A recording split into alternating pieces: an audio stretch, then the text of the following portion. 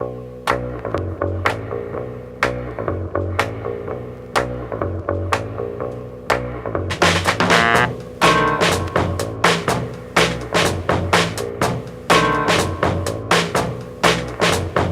to get our next speaker on, and all his notes have disappeared, so I'm just going to have to make it up.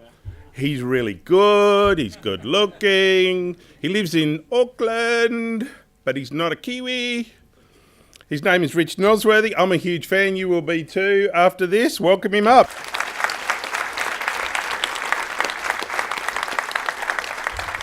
Hi, thank you. Good to see you all. Firstly, thank you, Kim and James, for organising this today. I know it's a lot of time and effort that you guys have put into this. I know certainly we all appreciate it.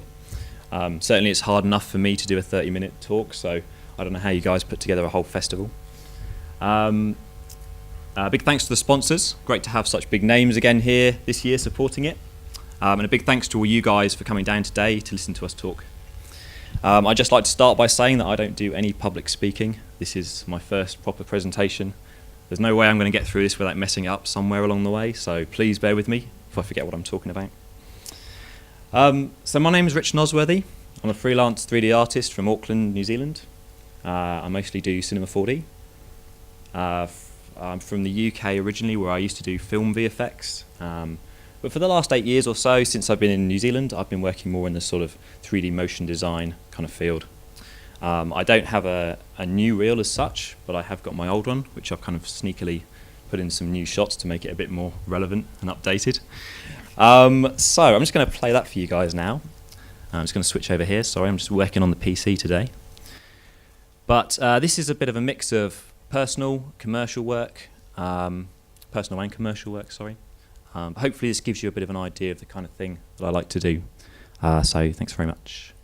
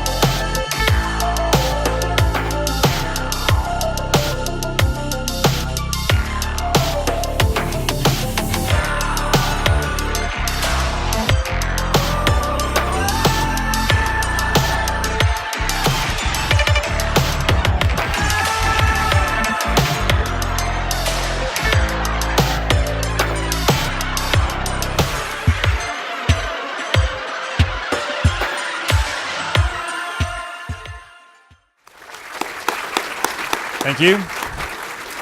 Thank you very much. It's very kind of you. Today, I thought I'd talk to you guys about a new renderer for Cinema 4D called Redshift. I've been using Redshift on and off for about a year now. It was in beta for a while, but it's recently come out as a full, proper version. There's a demo, that kind of deal.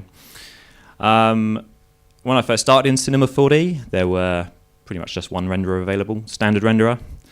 These days, there's almost so many that it's a little bit overwhelming.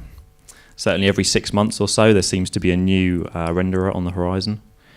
So with all these renderers we've already got, what makes Redshift so special when we've already got so many alternatives? Well, we've currently got production renderers like V-Ray and Arnold. They're very good with heavy scenes. They have a lot of features, but they're a little bit slow sometimes. They run on the CPU, the computer processor. And unless you've got a render farm to kind of back this sort of stuff up, it can get a little bit slow to get out your shots. On the other hand, we've now got GPU renderers, like Octane's probably the most popular at the moment.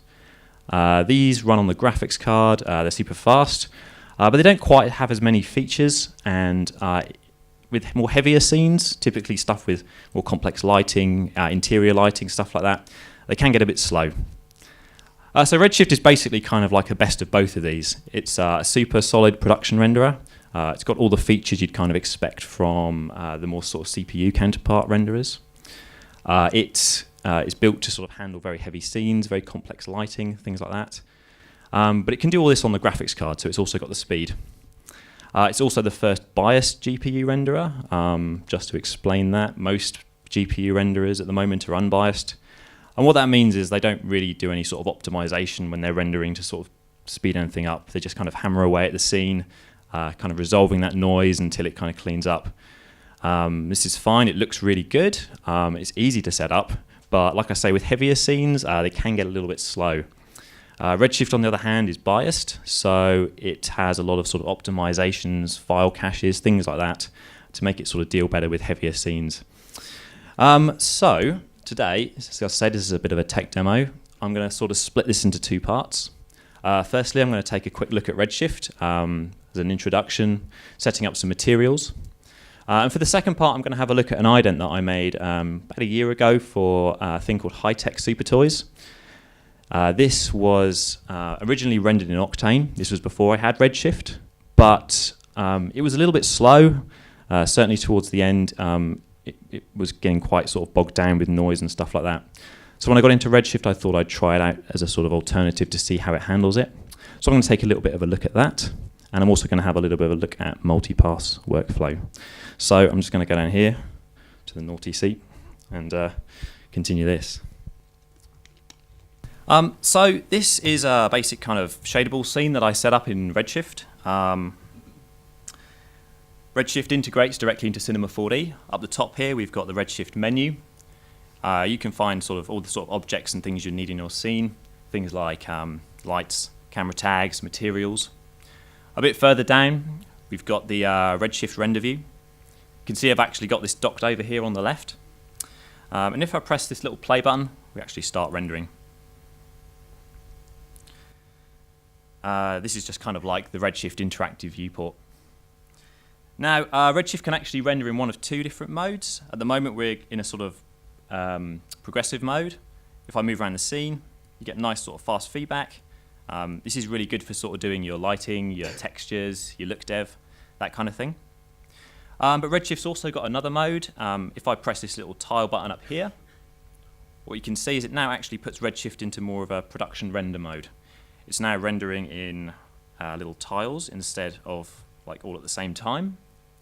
But Redshift can be a lot more sort of optimized here and a bit more, this is where you get your sort of your speed gains and things like that. Certainly, it's where you sort of set up your final render settings and you'll be setting up your settings for final output. But for now, I'm going to just stick with the progressive mode. It's nice and quick, just for sort of doing some material stuff. So how do we create a Redshift material? Well, it's pretty simple as you'd hope. I'm going to go down here to the Create menu. I'm going to go to Redshift, Materials. You can see we've got a variety of ones. We've got things like car paint, hair, incandescent. But for most day-to-day stuff, we're actually going to stick to the standard Redshift material here. It's a basic kind of layered setup, really good for all sorts of stuff. I'm going to drag that up onto the shadable. And I'm just going to open this one up. I do apologise, we're a little bit short of screen space today. I normally sort of work on two screens, but I'm going to just arrange things so it doesn't get too overlapped and confusing. So under the Redshift Material tab here, you can see we've got a couple of tabs as well. We've got a preset section. This is really good if you just want like a quick material setup or a base to start from. We've got things like glass, plastic, gold, all that sort of good stuff. We're not going to do that. I'm not going to use that right now. Further down, we've got like our more traditional slots, things like diffuse. That's just your color. You could put a texture in that, for example. We've got our reflection. You might notice that all these slots seem to have a thing called weight, and this is kind of just like a transparency for the effect. If I drag this down lower and lower, you can see the reflection gets less and less, and when you get to 0, you've kind of got no reflection at all. I'm going to put that back up. We've got a roughness. That's just kind of like your materials blurriness for the reflection. We've got a few different BRDF types. If you've used Cinema 4D's reflectance, you might know Beckman, GGX. GGX, of course, is very nice for doing metals. Has that very nice sort of tail fall off to the highlight. We've got IOR below that. Moving down, we've got refraction. There's no refraction in this at the moment, of course. And again, this is because the weight here is set to 0. But if I drag this up to 1, you actually get more of a kind of glass material with a light refracting through it. We've got a dispersion. Very nice, kind of does that light splitting through a medium kind of thing, almost like a prism effect. And under that, we've got subsurface, which has things like transmittance. If I just certainly drag the color down a little bit here and bring up the absorption scale, I'll just turn off our dispersion for a sec. You can now see that the light is kind of getting absorbed as it goes through the volume. We've also got a scatter scale, and if I bring this up, this is just like a single bounce sort of subsurface scattering. Gives you a really nice sort of basic setup for that. So I'm just going to roll back quickly, get rid of the refraction, and just go over a couple of the other tabs very quickly. We've got multi-subsurface scattering. That's really good for kind of like skin, where you've got, say, 3 different colors, and the deeper you go into the object, the colors will change. We've got a coating. That's just like a kind of a clear coat sort of deal. This is good if, say, you've got a wood and you want to do a varnish over the top. You could use that. It's just going to add sort of a single reflection layer over the top of your shader. And under overall, we've got emission, which is just kind of like an emission light emitting material. If I set this up to, say, 5 or so, you can see it's kind of working more like a light bulb kind of deal. So that's a very quick overview of it. But what about if we want to set up something a bit more practical, like, say, just a basic metal? Well, I'm going to go down, I'm going to create a new Redshift material, drag that one onto the shader ball, and just open that one up. Like so. Metals themselves, they don't actually have very much of a diffuse component. They are mostly reflection. I'm just going to bring the diffuse down to about 10% or so. It's, you know, I don't like to leave it as black. It's good to have a little bit of something in there for comp and stuff like that. But normally, you know, I wouldn't. It's mostly reflection, so we're going to keep that pretty dark. Under reflection, I'm going to set the roughness a little bit higher. Just a bit of blurriness on that. And under the BRDF, I'm going to set that to GGX. Remember, that's very nice for doing sort of metals, this kind of thing. Under IOR, we've got a few different types, but for today, I'm just going to stick to the standard IOR, single value. I'm going to set that to about a value of 18 or so. And you can see now we've got kind of like a nice sort of glossy metal kind of setup. I'm just going to zoom in a little bit. While this is nice, it's a bit too clean, a bit too CG maybe. What we normally like to do is add a bit of sort of imperfection into our shaders and materials, kind of roughen things up. And typically you'd sort of put a texture into the highlight, into the roughness. So how do we do that? Well, if I just go down here to our material and I edit this I press this button called Edit Shader Graph, it's going to pop up another window. It's just an espresso window. But this is actually Redshift's kind of shader graph. We've got the Redshift material here and an output. You can have all sorts of nodes in here, but whatever's connected to this output will kind of be the result of your shading network. Over on the left, we've got a bunch of nodes, and you can use these to build up your shading network. If I go down to textures, you can see we've got just a texture node. Under general, we can load in a texture map here. I'm just going to go to my folder, and I'm just going to drag in this one here. Just have a quick look at that. This is just a basic sort of scratch metal texture. I actually got this from Grant Warwick's great website, Mastering CGI. I think it's part of a collection called 3D Collective Texture Pack. But it's just full of sort of like dinged up metal bits, sort of grunges and things like that. Really good for sort of creating this kind of distress in your materials. Highly recommend that. So back in the shader, I'm just going to quickly drag this out from the texture node onto the Redshift material, onto the reflection and the reflection roughness.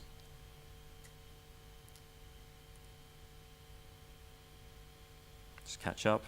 Redshift does actually sort of cache textures, which was one of the things that makes it very fast, but it does, the first time you load a texture, it can take a second or so. So you can see now we're controlling the reflection roughness using this as texture map. And while this is okay, it's way too strong. What we really want to do is just go in and grade this down, make it a lot more subtle. And the best way I've found to do this is just to use the Redshift ramp node. So this is basically just, would normally give you a black and white gradient from between these two colors down here under the ramp. But it's also got another mode. If I drag up the output onto the input of the ramp, I can just select it. Drag the output down here into the same slot. And if we change the source to be alt, this actually makes it work kind of like another setup now, more like sort of Cinema 4D's colorizer effect or like a levels adjustment in Photoshop. Certainly now you can now go in and sort of remap the color of this texture using the knots down here.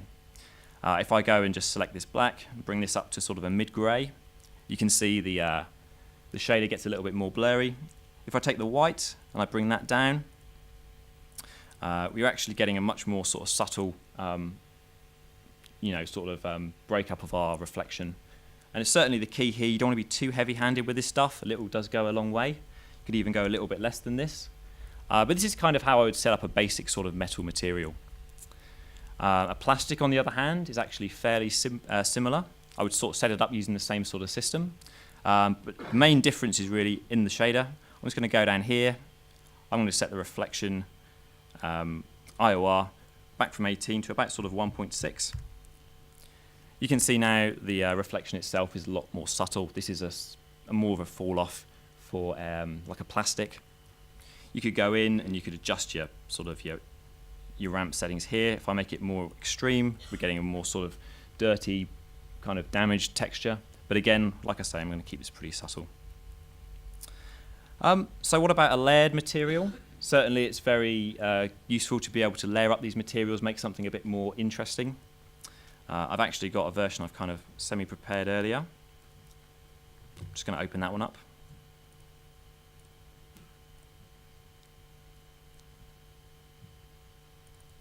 Here we go. Now this is another sort of just plastic setup. I'm just using a fingerprint texture this time, using the same sort of trick to drag this into the ramp, and that's going into the roughness. Again, this map is coming from the texture pack I mentioned before. But you can also add more than one material to your shading network. If I go here and I drag a second material, I'm actually going to go here and just use a preset this time. I'm going to use copper. If I drag the output of that onto the output of the shading network, you can see we've actually swapped the texture to this one instead. So that's nice, but how do we actually go about blending these two together? Well, Redshift has a nice little node called Material Blender. It's a way to kind of stack these things up. You can see you can add a base material here, and you can layer up a bunch of other shaders on top. I'm just going to add in here a layer color 1 and a blend color 1. Just resize that. So the plastic can go into the base, the copper can go into the layer color 1, and the output's just going to the output of our shading network. If I go into the blender, material blender here, we've got a blend color. If I drag this from black to white, you can see we're now actually sort of mixing between these two. You could also use a texture. I'm going to take, say, our node logo here. Just going to drag that one onto the blend color. And what we're now doing is we're using this texture to kind of blend where one goes over top of the other. Another thing that's very nice is you could use, for example, Redshift's curvature node. Redshift's curvature node actually gives you kind of like a kind of edge damage effect. If I can just drag this on, sorry. Let me just move to a slightly different viewport so we can see this a bit clearer. So yeah, this is giving us kind of an edging where sort of the material might sort of wear a little bit. The curvature shader itself has a couple of modes. You've got convex, you've got concave, which does the recess. But we've also got a radius parameter, which kind of increases the size of this thing, sort of the effect of this kind of effect. One thing that's quite nice that you can do is you can actually just drag a texture into this slot. I've got the same scratches texture I was using before, and if I put this onto the radius, let's refresh that a second. You can see now, hopefully, that you're getting this really nice sort of edge wear kind of effect, where the map's kind of controlling the radius of this. A texture map itself gives you a value between black and white. When you put this into the radius, it's going to give you a value between 0 and 1. So this is kind of set. But if you did want to adjust this, what you can do is you can actually use, down under here, there's a math node called change range. You might be familiar with this. As called, say, a range mapper in Espresso. But if I just drag my texture onto the input, the output's going to go into the radius. Again, just refresh that quickly. You can see now you can actually remap this kind of the texture we're using. So we've got the old range, min and max, and we've got the new range, min and max. If I bring down the new range, max, you can see we're actually sort of tightening up this edge. We're still getting the detail, but it's a lot more controllable now. You could even take the new range min and drag it below 0, and you actually kind of start eating into that edge as well with the texture, which is kind of a nice effect. So this is the kind of thing you could normally do with Substance Painter, perhaps. Certainly you sort of bake your maps. You can create this really nice edge wear. But it's also nice to be able to do this kind of thing directly inside the shader. So that's the first part. For the second bit, I'm just going to go back up here. Sorry for all the switching. I wanted to talk about this one. This was an ident that I made last year for a company called Rabbit Hole Productions. It was for an online web program kind of called High Tech Super Toys. Its creator, Andrew Golden, seen some of my work and asked if I would be interested in creating like a sort of a 3D logo resolve for it. Originally, it was only supposed to be 5 seconds, but after seeing a few concepts and style frames, he was quite keen to make it into a longer piece. This was rendered in Octane, as I said, and it was fine, but certainly at the end, it certainly started adding up in terms of render time. There's a lot of small lights in the scene, sort of hidden amongst the components, and with all the light bouncing off the geometry, it was actually creating quite a lot of noise, certainly a more sort of complicated lighting situation. In the end, it was sort of taking sort of like around 7 or 8 minutes a frame, which doesn't sound a lot, but when you've got a lot of frames to render out, it kind of does add up if you're rendering on just one box. So I tried this in Redshift when I got into Redshift, and without even changing too many of the settings, just sort of the defaults, with all the optimizations it can do, I was getting sort of render times about just under 3 minutes a frame, so that's quite a big sort of speed boost, and I was pretty happy with that. So this hasn't actually been released. Andrew is still working on the cut, but he has been very kind to allow me to show it to you guys today. A big thanks goes out to him, obviously, for letting me show that, and also a big thanks to Wes from Sonus Sanctus for doing the amazing sound design. But this is High Tech Super Toys. I'm just going to play for you now.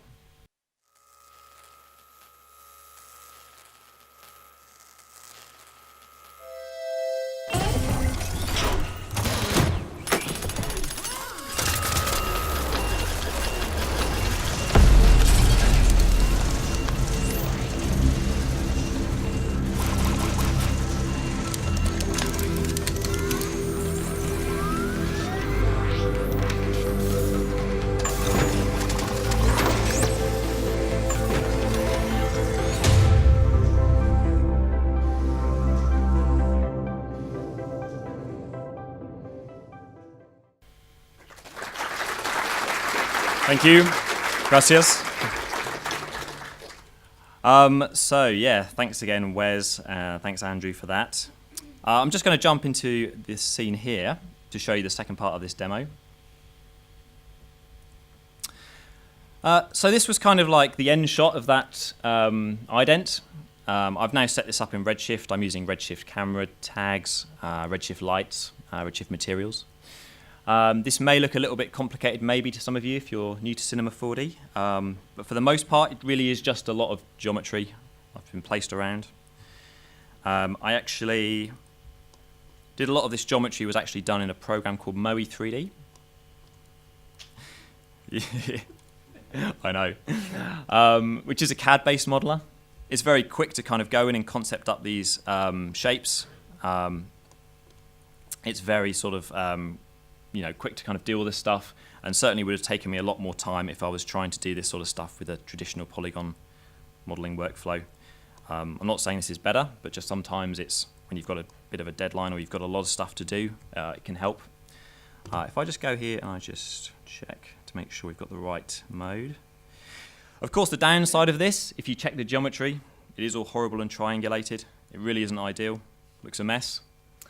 But I wasn't really deforming any of this stuff.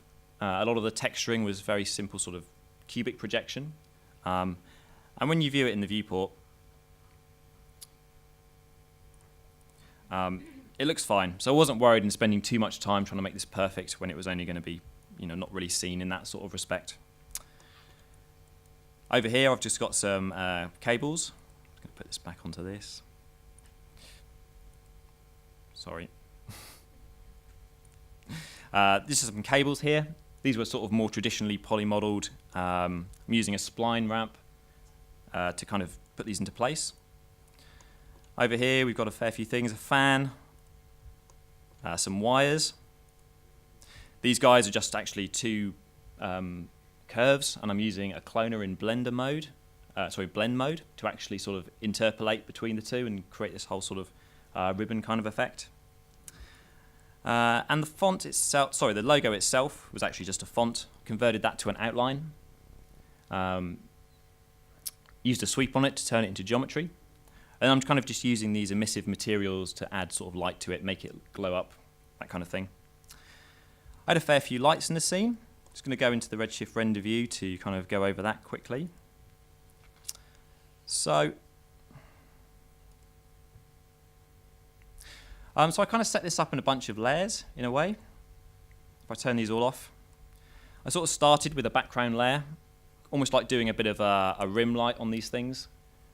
Just kind of hitting key edges, catching sort of highlights and edges and things like that, and just kind of giving it a sort of an interesting mood. I really like doing this kind of just, bringing out sort of the details of the geometry using these lights. There's a fair few more in here. So this was kind of like a background layer.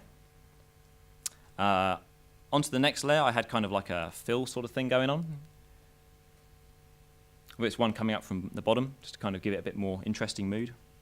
One from the top right, just up here, to kind of bring things up a little bit more.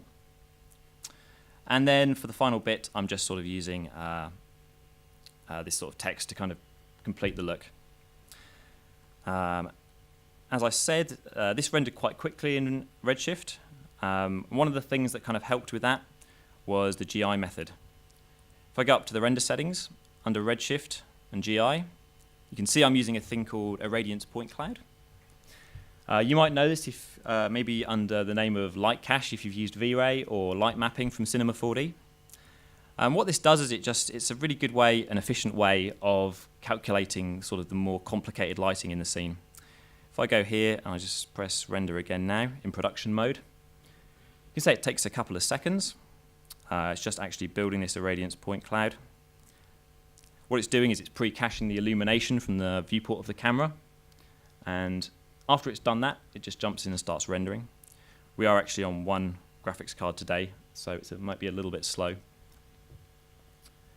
But once it's done that, you can jump in, it can render the GI much faster than if it was trying to do it on the fly.